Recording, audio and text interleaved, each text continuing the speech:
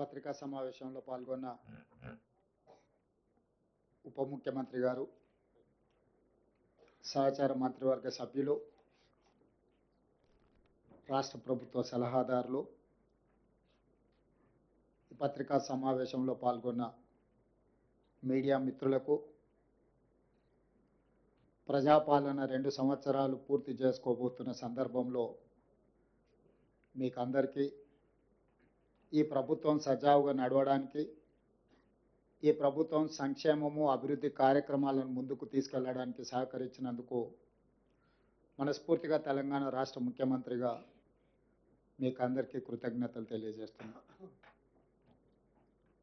ఈరోజు తెలంగాణ రాష్ట్ర ప్రభుత్వం గతంని ఒక అనుభవంగా, ఈ అనుభవాల నుంచి నేర్చుకున్న పాఠాలను భవిష్యత్ ప్రణాళికగా మార్చుకొని 4 కోట్ల తెలంగాణ ప్రజలకు ఒక అద్భుతమైన అభివృద్ధి చెందిన తెలంగాణను అందించాలన్న ఆలోచనతోటి 2 సంవత్సరాల ఉత్సవాలను జరుపుకోవడమే కాకుండా భవిష్యత్తు ప్రణాళికలను రచించుకొని భవిష్యత్తు కోసం పారదర్శకమైన పాలసీలను తీసుకొచ్చి ఒక పాలసీ డాక్యుమెంట్ని జాతికి డెడికేట్ చేయబోతున్నాం. ఈ పాలసీ డాక్యుమెంట్ జాతికి అంకితం చేయడం ద్వారా ప్రపంచ దేశాలలో ఉన్న దిగ్గజ కంపెనీలను, సాంకేతిక నిపుణులను, మన దగ్గర ఉన్న యువ సంపదకు ఉద్యోగ ఉపాధి అవకాశాలు కల్పించడానికి, తద్వారా రాష్ట్ర ఆర్థిక రంగంలో బలమైన ఆర్థిక రాష్ట్రంగా నిలదొక్కుకోవడానికి, తద్వారా ప్రజలకు ఇచ్చిన ప్రతి మాట సంక్షేమ పథకాలు అమలు చేయడానికి ఈరోజు మనము ఒక విజన్ డాక్యుమెంట్ని తయారు చేసుకున్నాం. ఈ విజన్ డాక్యుమెంట్కి తెలంగాణ రైజింగ్ 2047 అని చెప్పి నామకరణం చేసుకోవడం జరిగింది. ఈ తెలంగాణ రైజింగ్లో 2 ప్రధానమైన అంశాలు ఉంటాయి. ఒకటి విజన్, 2 స్ట్రాటజీ. ప్రణాళికబద్ధమైన అభివృద్ధి సాధించాలంటే పారదర్శకమైన పాలసీలు ఉండాలి. పాలసీలలో పాలసీ పెరాలసిస్ ఒకవేళ వస్తే పెట్టుబడులకు రక్షణ లేకపోవడమే కాకుండా రాష్ట్ర భవిష్యత్తు కూడా నష్టదాయకంగా తయారవుతుంది. అందుకే ఈ విజన్ డాక్యుమెంట్ను లక్షలాది మంది భాగస్వాములను చేసి ప్రపంచ స్థాయిలో పేరెన్నికగన్న ప్రముఖులను కూడా ఇందులో భాగస్వాములను చేసి దీనికి ఐఎస్బి అదేవిధంగా నీతి ఆయోగ్ లాంటి సంస్థల సహకారం తీసుకొని అందరి సలహాలు సూచనలను ప్రపంచ దేశంలోనే పేరెన్నికగల వాళ్ళందరినీ ఈ పాలసీ డాక్యుమెంట్లో భాగస్వాములను చేసి ఈ పాలసీ డాక్యుమెంట్ను తయారు చేసుకోవడం జరిగింది. దానికి సంబంధించి చాలా నిశితంగా ప్రతి అంశాన్ని లోతుగా విశ్లేషించి పరిశీలించి భవిష్యత్తు ప్రణాళికలను ఈరోజు మనం సిద్ధం చేసుకున్నాము. అందులో భాగంగానే తెలంగాణ రైజింగ్ 2047లో విజన్లో భాగంగా ఒక స్ట్రాటజీ తీసుకున్నాం. ఆ స్ట్రాటజీ తెలంగాణ రాష్ట్రాన్ని 3 విభాగాలుగా విభజించుకున్నాము. మీకు అందరికీ తెలుసు, హైదరాబాదు నగరం చుట్టూత ఒక మణిహారం ఔటర్ రింగ్ రోడ్ ఆనాడు కాంగ్రెస్ పార్టీ అధికారంలో ఉన్నప్పుడు యూపీఏ చైర్పర్సన్గా శ్రీమతి సోనియా గాంధీ గారు బాధ్యత నిర్వహించినప్పుడు, డాక్టర్ వైఎస్ రాజశేఖర రెడ్డి గారు ముఖ్యమంత్రిగా ఉన్నప్పుడు మనం ఔటర్ రింగ్ రోడ్ని నిర్మించుకోవడమే కాకుండా అంతర్జాతీయ ఎయిర్పోర్ట్ను కూడా మనం ప్రారంభించుకోవడం జరిగింది. ఈ ఔటర్ రింగ్ రోడ్డు లోపలి ప్రాంతం మొత్తం గతంలో గ్రామ పంచాయతీలు, మున్సిపాలిటీలు, municipal corporations, greater Hyderabad municipal corporation 4 రకాలుగా స్థానిక సంస్థల పరిపాలన కొనసాగుతుండే. తద్వారా గ్రామ పంచాయతీ ఏం చేస్తుందో మున్సిపాలిటీలకు తెలిసేది కాదు, మున్సిపాలిటీలు ఏం చేస్తుందో మున్సిపల్ కార్పొరేషన్లకు తెలిసేది కాదు, మున్సిపల్ కార్పొరేషన్లో ఏం జరుగుతుందో జిహెచ్ఎంసీకి తెలిసేది కాదు. తద్వారా ఒక గందరగోళము, ట్రాఫిక్ జామ్లే కాకుండా వర్షాలు వచ్చినప్పుడు కానీ రకరకాల సమస్యల్ని ఎదుర్కొంటున్నాము. అందుకోసమని ఈ ఔటర్ రింగ్ రోడ్డు లోపలి భాగాన్ని మొత్తం ప్రణాళికబద్ధమైన అభివృద్ధి చేయడానికి ఈ ప్రాంతాన్ని కోర్ అర్బన్ రీజియన్ ఎకానమీ కింద మనము డిమార్కేట్ చేసుకున్నాం. This is called cure, core urban region economy, short ఫామ్లో క్యూర్. అంటే ఇక్కడ ఎన్నో సమస్యలు ఉన్నాయి. ఇండస్ట్రియల్ పొల్యూషన్ ఉంది, మూసీ నది కాలుష్యం ఉంది, హైదరాబాదు నగరంలో ఉన్న పురాతనమైన వాహనాల నుంచి మొదలు పెడితే డీజిల్ వల్ల, ఇతర పరిశ్రమల వల్ల పరిశ్రమల కాలుష్యం ఉంది, వాహనాల కాలుష్యం ఉంది, ఎన్నో రకాల పొల్యూషన్స్ ఉన్నాయి. వీటిని తగ్గించడము లేకుండా చేయడము, తద్వారా ఒక నెట్ జీరో సిటీ లాగా కాలుష్య రహిత నగరంగా మార్చాలి అని అంటే దీన్ని క్యూర్ చేయాల్సిందే. ఈరోజు ఢిల్లీ, ముంబై, చెన్నై, బెంగళూరు నగరాలను మనం చూస్తున్నాం. ఒక దగ్గర కాలుష్యం ఎక్కువ, ఒక దగ్గర వరదలు ఎక్కువ, ఇంకొక దగ్గర ట్రాఫిక్ ఎక్కువ, ఇంకొక దగ్గర శాంతి భద్రత లేకపోవడం, ఇట్లా రకరకాల సమస్యలతోని ఆయా మెట్రోపాలిటన్ నగరాలు ఈరోజు ఒక క్రైసిస్ని ఎదుర్కొంటున్నాయి, ఒక సంక్షోభాన్ని ఎదుర్కొంటున్నాయి.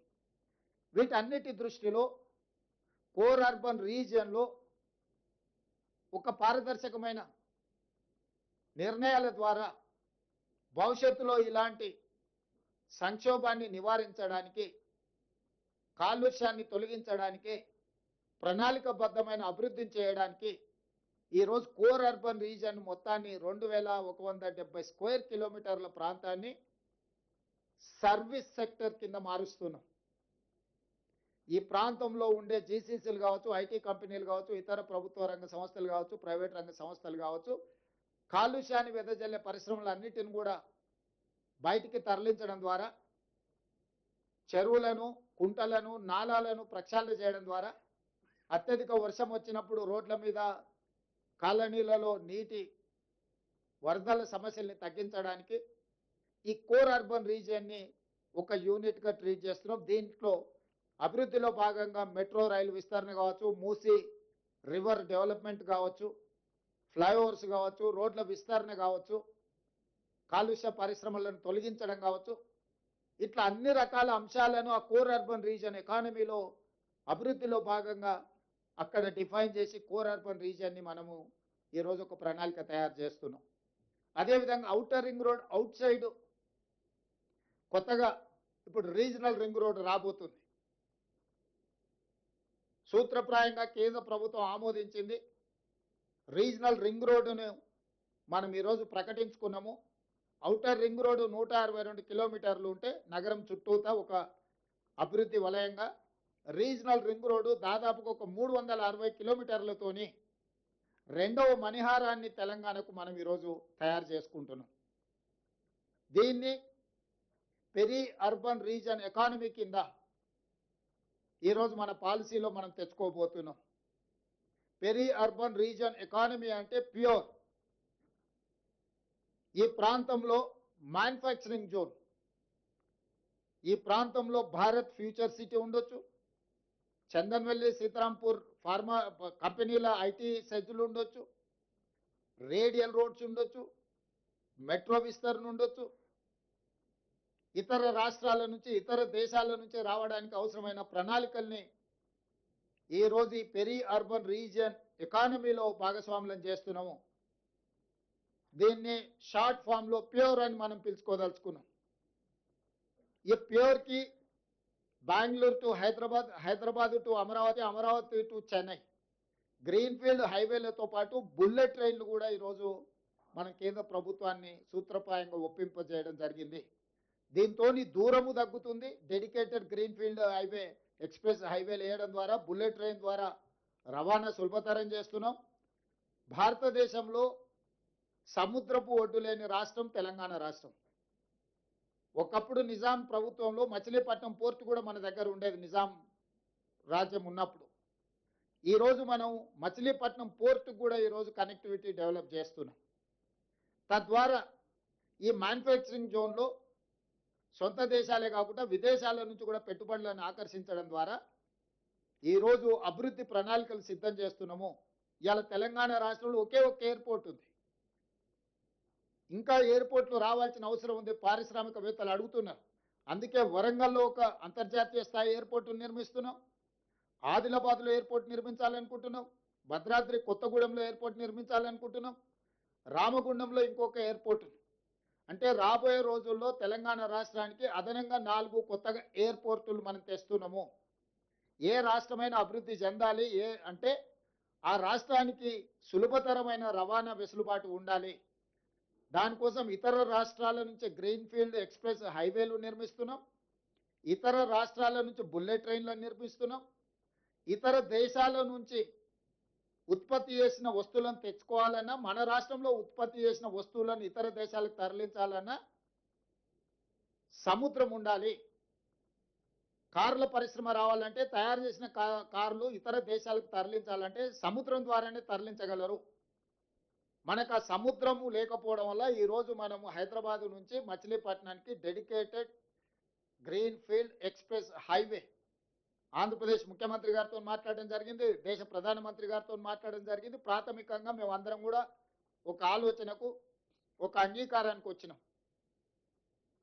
Highway connectivity, port connectivity, airports connectivity ద్వారా ఈ పెరి అర్బన్లో వచ్చే మ్యానుఫ్యాక్చరింగ్ జోన్లో పరిశ్రమలను ఆకర్షించడమే కాకుండా పెట్టుబడులను తీసుకొచ్చి ఈ పెట్టుబడుల ద్వారా, పరిశ్రమల ద్వారా నిరుద్యోగ యువకులకు ఉద్యోగ ఉపాధి అవకాశాలు కల్పించి తెలంగాణ రాష్ట్ర ఆర్థిక వ్యవస్థను ఒక బలమైన వ్యవస్థగా తీర్చిదిద్దడానికి ఈరోజు పెరి అర్బన్ రీజన్ ఎకానమీని మనం ప్రణాళికబద్ధంగా చేసుకున్నాం. ఇక మూడవది regional ring road outside Telangana border, rural agricultural region economy. అంటే ఏ రాష్ట్రంలో, ఏ దేశంలో కూడా వ్యవసాయ ఆధారిత ప్రణాళికలు చాలా తక్కువగా ఉన్నాయి.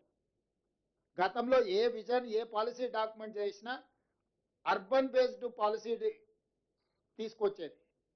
ఇప్పుడు మేము వ్యవసాయాన్ని, గ్రామీణ ప్రాంతాలను, వ్యవసాయ ఆధారిత ఉత్పత్తులను నిర్లక్ష్యం చేయదలుచుకోలేదు. ఈ స్టేట్ ఎకానమీలో వాళ్ళ స్టేక్ హోల్డర్స్గా మార్చదలుచుకున్నాం. రైతులను, వ్యవసాయ ఆధారిత పరిశ్రమలను, వ్యవసాయాన్ని పెంపొందించడం ద్వారా ఆర్గానిక్ ఫుడ్ కావచ్చు, అగ్రికల్చర్ పార్క్స్ కావచ్చు, అదేవిధంగా ఫ్రూట్స్ అండ్ వెజిటబుల్స్ కావచ్చు, వీటికి సంబంధించిన పరిశ్రమలతో పాటు seed bowl of India Telangana, మన భూములు విత్తనాలను ఉత్పత్తి చేయడానికి అనుకూలమైన ప్రాంతం.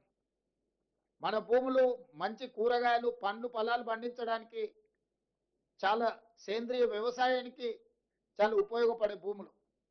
అందుకే regional ring road outside Telangana border వరకు రూరల్ అగ్రికల్చర్ రీజన్ ఎకానమీ కింద దిస్ ఈజ్ కాల్డ్ రేర్, ఒక రేర్ పాలసీని మనం తీసుకొస్తున్నాం. మీకు తెలంగాణ ముఖ చిత్రాన్ని చూస్తే క్యూర్, ప్యూర్, రేర్. క్యూర్ అంటే core urban region economy, pure అంటే peri urban region economy, rare అంటే రూరల్ అగ్రి రీజన్ ఎకానమీ. ఈ 3 రకాల వ్యవస్థలను, ప్రణాళికల్ని, ఈ అంశాలకు సంబంధించిన వాటి అన్నిటిని కూడా పొందుపరిచి, క్రోడీకరించి తెలంగాణ రైజింగ్ 2047 ఒక విజన్ డాక్యుమెంట్ను తీసుకొస్తున్నాము. ఆ విజన్ డాక్యుమెంట్లో కోర్ అర్బన్లో ఏం చేయబోతున్నాం, ఏమేమి తీసుకొస్తున్నాం, ఇన్ డీటెయిల్ రిపోర్ట్ ఉంటుంది. పెరి అర్బన్లో ఏమేమి చేయబోతున్నాం, మ్యానుఫ్యాక్చరింగ్ సైడ్ డీటెయిల్ రిపోర్ట్ ఉంటుంది. రూరల్ ఎకానమీలో, అగ్రికల్చర్లో ఏం చేయబోతున్నాం ఆ పాలసీ డాక్యుమెంట్లో ఉంటుంది.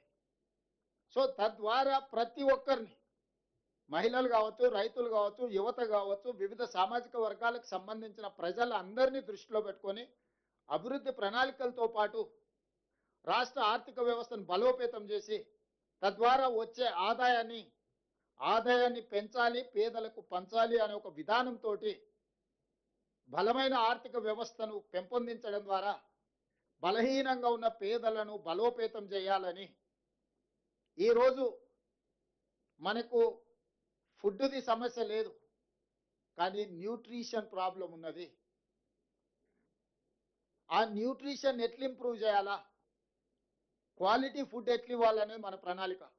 ఇప్పటి వరకు ఆనాడు పండిత్ జవహర్లాల్ నెహ్రూ గారు తీసుకొచ్చిన విధానాల వల్ల ఎడ్యుకేషన్ అండ్ ఇరిగేషన్ పాలసీస్ మొట్టమొదటి ప్రధానమంత్రిగా తీసుకురావడం వల్ల ఈ దేశంలో విద్య, అదేవిధంగా ఇరిగేషన్ ద్వారా పేదల ఆకలి తీర్చడానికి ఈరోజు సర్ప్లస్ దేశం. మనం దేశానికి అవసరమైన దానికంటే ఆహార ధాన్యాల ఉత్పత్తిలో ఎక్కువగా ఉత్పత్తి చేస్తున్నాం.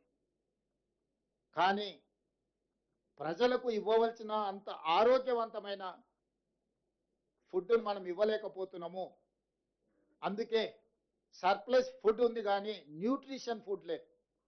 తెలంగాణ రాష్ట్రం మొదటి రాష్ట్రంగా ప్రజలకు న్యూట్రిషన్ ఫుడ్ ఎట్లా ఇవ్వాలను ప్రణాళికలు చేస్తాం. దీని ద్వారా ఈరోజు ఎడ్యుకేషన్ అన్ని గ్రామాలకు చేరింది. తండాలలో, గూడాలలో, మారుమూల పల్లెలకు కూడా ప్రభుత్వ విద్యా వ్యవస్థ చేరుకున్నది. కానీ నాణ్యమైన విద్యత లేదు, సాంకేతికపరమైన విద్య లేదు. విద్య అందించడం అనేది ప్రాథమిక లక్ష్యం. విద్య చేరుకున్న తర్వాత నాణ్యమైన విద్యను ఇవ్వాలి, నాణ్యమైన విద్య తర్వాత సాంకేతికపరమైన విద్యను అందించాలనేది ఈరోజు మా ప్రభుత్వం యొక్క లక్ష్యం. దానికి సంబంధించి సింగిల్ టీచర్ స్కూల్స్ నుంచి చిన్న చిన్న మారుమూల తండా, గూడెం నుంచి మొదలు పెడితే మహానగరమైన హైదరాబాద్ వరకు విద్యా వ్యవస్థలో ప్రక్షాళనం తీసుకురావడమే కాకుండా అంతర్జాతీయ విద్యా సంస్థల్ని రాష్ట్రానికి రప్పించి ఒక నాలెడ్జ్ హబ్గా క్రియేట్ చేయదలుచుకున్నాం. నాలెడ్జ్ హబ్గా క్రియేట్ అయితే ఆటోమేటిక్గా పెట్టుబడులు వస్తాయి. సాంకేతిక నిపుణులు, సైంటిస్టులు ఇక్కడ అందుబాటులో ఉన్నారనుకోండి, ఆటోమేటిక్గా పరిశ్రమలు ఈ రాష్ట్రానికి రావాల్సిన పరిస్థితి వస్తుంది. పెట్టుబడులు లాభాలను వెతుక్కుంటూ వస్తాయి. పెట్టుబడికి రక్షణ ఉంటే పెట్టుబడులు వస్తాయి. పెట్టుబడులకు రక్షణ కల్పించి, పెట్టుబడులకు లాభాలను అందించి, పెట్టుబడులు పెట్టే వాళ్లకు సాంకేతిక నైపుణ్యాన్ని అందించి, వాళ్ళకు అవసరమైన సేవలను అందించడం ద్వారా ఉద్యోగ ఉపాధి అవకాశాలను కల్పించడం ద్వారా ఈ రాష్ట్రాన్ని 2034కి $1 ట్రిలియన్ ఎకానమీ, 2047 దేశము 100 స్వతంత్రం వచ్చి 100 సంవత్సరాల ఉత్సవాలు జరుపుకునే సమయానికి తెలంగాణ రాష్ట్రం $3 ట్రిలియన్ ఎకానమీని అందుకోవాలనుకుంటున్నాం. ఈరోజు భారతదేశంలో మన జనాభా 2.5%. భారతదేశ ఆర్థిక వ్యవస్థలో 5% తెలంగాణ రాష్ట్రం నుంచి మనం అందిస్తున్నాం. కానీ భవిష్యత్తులో 10% మనం పెరగాలి. 10% పెరగడానికి అవసరమైన ప్రణాళికలను ఈరోజు మనం సిద్ధం చేస్తున్నాము. ఒక futuristic plan. Hour vision is our policy. మా యొక్క దార్శనికతనే మా భవిష్యత్ ప్రణాళికలు. దానికోసమే ఈ గొప్ప సమ్మిట్ని ఏర్పాటు చేయడమే కాకుండా అందరినీ ఆహ్వానించి ఇందులో అందరి సూచనలు తీసుకొని తెలంగాణను ఒక బలమైన ఆర్థిక వ్యవస్థగా తీర్చిదిద్దడానికి ఈరోజు మేము ముందుకు వెళ్తున్నాం. దానికి సంబంధించిన కార్యాచరణ మొత్తాన్ని ఉప ముఖ్యమంత్రి గారు, మా సహచార మంత్రులు అందరూ వీటిని ముందుకు తీసుకొని వెళ్తున్నాం. మీ అందరి సహకారం కూడా ఉండాలి. దీనికి సంబంధించి ప్రముఖులందరినీ కూడా ఆహ్వానిస్తాం. ఆ కార్యాచరణ కూడా తీసుకొని ముందుకు వెళ్తున్నాం. మా ఉత్సవాలు డిసెంబర్ 1 నుంచి డిసెంబర్ 13. ఒక ఆరోగ్యవంతమైన తెలంగాణను అందించాలంటే Telangana means sports, Telangana means tourism, Telangana means business, Telangana means industries, Telangana means nature, Telangana means your agriculture, tourism, endowment tourism, health tourism, heritage tourism. ఇవన్నీ కూడా తెలంగాణ పాలసీ డాక్యుమెంట్లో భాగంగా ఈరోజు ముందుకు వెళ్ళాలని మంత్రివర్గం అంతా నిర్ణయించుకున్నది. ఈ రోజు నుంచి, రేపటి నుంచి కౌంట్ డౌన్ స్టార్ట్ అవుతుంది. ఈ ఉత్సవాలలో, ఈ భవిష్యత్ ప్రణాళికలో మీ అందరి సహకారం ఉండాలి. ప్రపంచ దేశాల ప్రతినిధులకు ఈరోజు మనము ఒక ఆతిథ్యాన్ని ఇవ్వబోతున్నాం. ఎక్కడ ఎలాంటి చిన్న చిన్న చెదురుమదురు సంఘటనలు కూడా జరగకుండా ప్రణాళికబద్ధంగా మనం ఈరోజు వ్యవస్థలను అన్నిటిని కూడా పటిష్టంగా ముందుకు తీసుకెళ్లడానికి నిర్ణయం తీసుకున్నాం. ప్రజాభవన్లో దీనికోసం ఒక కంప్లీట్ వార్ రూమ్ పెట్టినాం. వార్ రూమ్ని స్వయంగా ఉప ముఖ్యమంత్రి గారు పర్యవేక్షిస్తున్నారు. అధికారులతో పాటు ఐఎస్బికి సంబంధించిన వాళ్ళు, నీతి ఆయోగ్కి సంబంధించిన వాళ్ళందరూ కూడా ఇందులో భాగస్వాములు ఉన్నారు. ఈరోజు నేను ఒకటే మాట చెప్పదలుచుకున్నా. మాకు role model China, Japan, Germany, South Korea and Singapore. ఆ దేశాలు వేగంగా ఎలా అభివృద్ధి చెందినాయి, ప్రపంచ దేశాలలో బలమైన ఆర్థిక వ్యవస్థగా China, Japan, Germany, South Korea and Singapore ఏ విధంగా రాణించినాయో వాళ్ళనే ఆదర్శంగా తీసుకుంటున్నాం, వాళ్ళతోనే పోటీ పడదలుచుకున్నాం. మా పోటీ పక్క రాష్ట్రం ఆంధ్రప్రదేశ్, కర్ణాటకనో, తమిళనాడో, ఇంకో రాష్ట్రమో కాదు. మా పోటీ అభివృద్ధి చెందిన దేశాలే. China, Japan, German, Singapore, South కొరియాతో మేము పోటీ పడదలుచుకున్నాము. వాళ్ళనే ఆదర్శంగా తీసుకుంటున్నాం, వాళ్ళతోనే పోటీ పడదలుచుకున్నాం. ఆయా దేశాల నుంచి కూడా పెట్టుబడులను ఆకర్షించదలుచుకున్నాము. మేము తెలంగాణలో పెట్టుబడులు పెట్టకపోతే భవిష్యత్తులో ఏదో కోల్పోతామని ఆ దేశాల్లో ఉండే బడా పారిశ్రామికవేత్తలను, పెద్ద పెద్ద పరిశ్రమలను కూడా ఆకర్షించి తెలంగాణకి తీసుకురాబోతున్నాము. దానికి మీ అందరి సహకారం ఉండాలి. ఒక పాజిటివ్ అప్రోచ్తో మనందరం కలిసి భవిష్యత్తు ప్రణాళికకు ఈ తెలంగాణ రైజింగ్ 2047 పాలసీ డాక్యుమెంట్కు మీ అందరి సహకారం ఉండాల్సిందిగా ఆశిస్తూ మీ అందరి దగ్గర సెలవు తీసుకుంటున్నాను.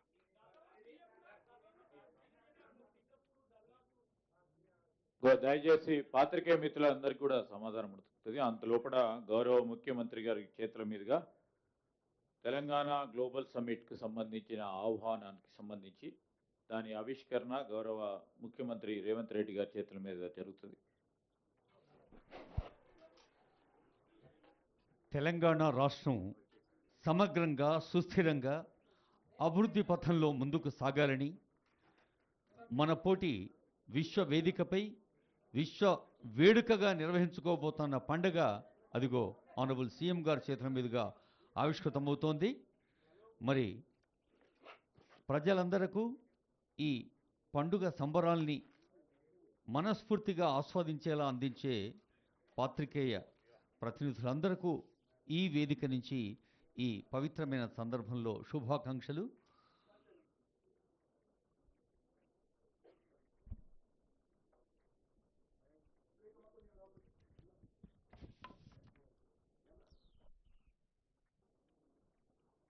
డాక్టర్ బిఆర్ అంబేద్కర్ తెలంగాణ సచివాలయం వేదికగా గౌరవనీయులైన ముఖ్యమంత్రి గారు ఇప్పుడు ఈ పత్రికా సమావేశంలో ప్రజలందరికీ ఆహ్వానం అందిస్తున్న శుభతరుణం ఇది. Telangana rising global summit December 8, 9, 2025. వేదిక భారత్ ఫ్యూచర్ సిటీ. ఆ పేరులో తీరులో మన రాష్ట్రాన్ని